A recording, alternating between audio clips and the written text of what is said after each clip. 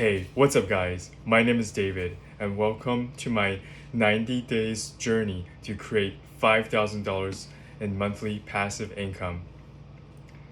Today, I give you guys an update on my current closing. We're just 2 days away, as well as my plans once we move into our new house, and finally, my revisit to Dave Ramsey's principles and what I found to be applicable right now.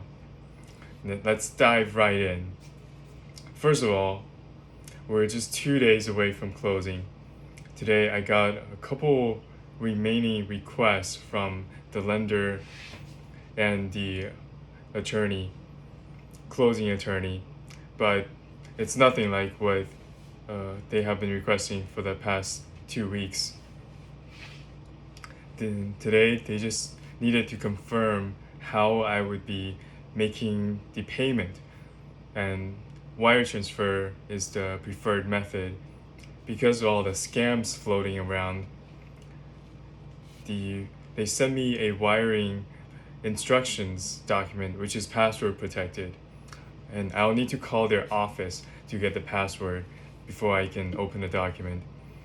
That makes me feel good because I know I'm not possibly sending this money to a fraudster and end up not being able to purchase the house.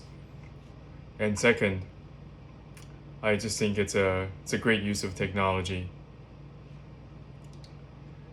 And I did hear back from my agent about the seller's reply to my question regarding the roof. As I mentioned before, I saw in the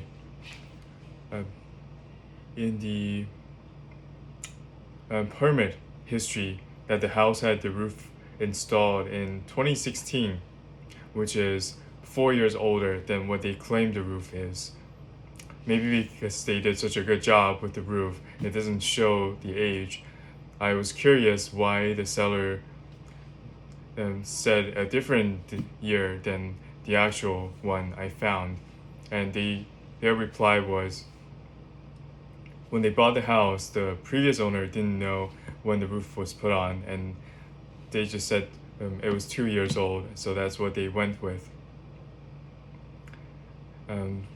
I wasn't too worried about this anyway, but I'm just glad we finally heard back from them. And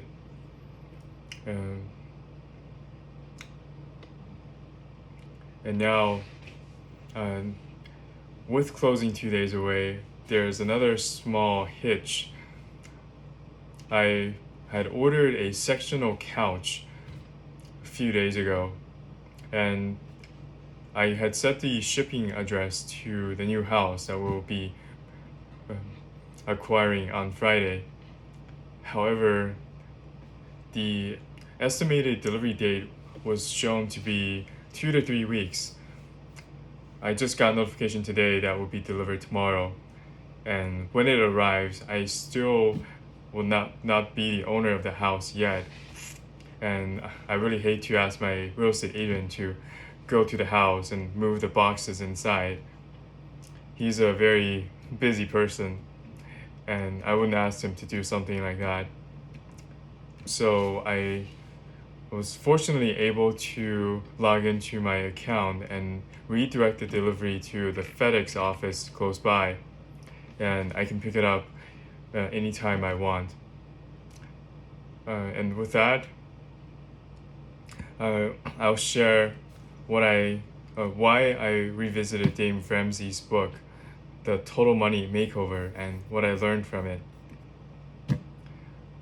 Buying this house is a huge expense. We're basically putting all of our emergency fund into it, and it will take us a while to save back and start accumulating money towards our other goals. And I wanted to find out what's the best order to proceed. Obviously, we don't want to put all the money into paying down the mortgage. It will not be able to make a significant impact in a short time. But on the other hand, we will not have the money in case something happens. So I went back to revisit Dave Ramsey's baby steps just to see what's the priority of all of these things. The first step, of course, is to have an emergency fund.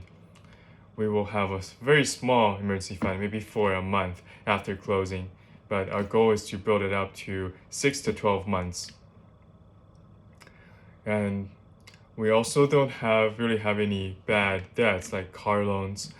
When we pay our credit cards off in full each month, and we will still be able to do that once we buy the house. So our immediate goal is to save 6 to 12 months of emergency fund. And the next baby step is to save 15% into retirement. Just yesterday, I logged into my 401k account at work and I set a 10% contribution.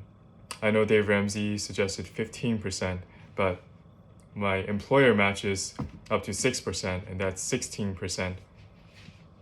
We will see how our finances go in the first few months, and I will up that to 15% if we still have some breathing room. And after the maxing out the retirement, the next step is to save a college fund for our future kids. I will skip that step for now just because we don't even have any kids right now, and I feel like once we pay off our mortgage and once our investment income starts kicking in, we'll be able to save up for that very quickly. We can always sell one of our houses if when the time comes to pay for the college tuition. And so that leaves the next step, which is to pay off the mortgage. And my idea for that is to take all the rental income we get from both our long-term tenants and Airbnb and put most of our remaining money into paying down the mortgage. Our current mortgage rate is 6.25%, which is if you were to be able to make that return, it would be excellent. But having to pay interest on it, that's fairly high. I feel that we should be able to pay down half of it within 2 to 3 years if we really live frugally and within our means. And so that's the order we plan to follow Dave Ramsey's baby steps. And there are a few other key insights from the book that I think are really good. Dave Ramsey suggested that you should never borrow against your house to invest. You might make 10% return while your mortgage is only 3%. And on the paper, you think you're getting a 7% return, but in actuality, it's much less because you will pay capital gains tax on whatever profit you make, and after deducting taxes, you might be only making 2 or 3 percentage points. And also, that's a huge risk because if your investment goes south, and you borrowed against your home, you could be foreclosed on by the bank. They don't care whatsoever that you're not able to pay the mortgage. They're a business and they'll do what's best for them. And another philosophy Dave Ramsey shared is that money has 3 purposes. It's for fun, for giving, and investing. The one thing that's a bit surprising is it doesn't there's no category in it for just living. Everyone has basic living costs like rent, food, shelter. Shelter is part of rent, and it doesn't play a part in money.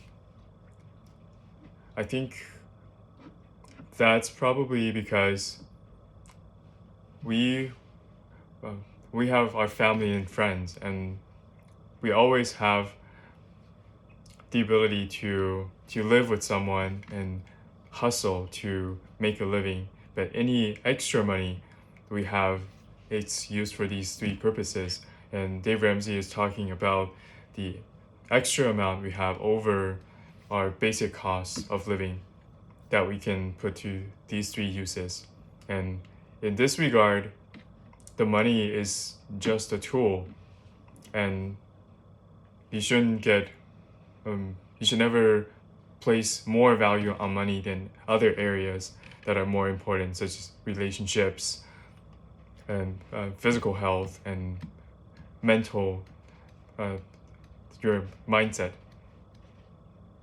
And my ultimate goal is to be debt free once we pay off the current mortgage on the house, and eventually acquire a Tesla Model Y, which I intend to purchase with cash.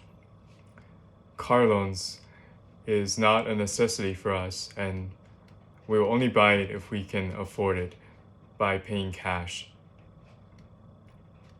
And that's the money philosophy I plan to follow. Please share in the comments down below what you guys would do as the next step after purchasing a house. Thank you for watching until the end. I appreciate your support by following my channel, and please hit like if you found anything useful. I will see you guys next time. Peace!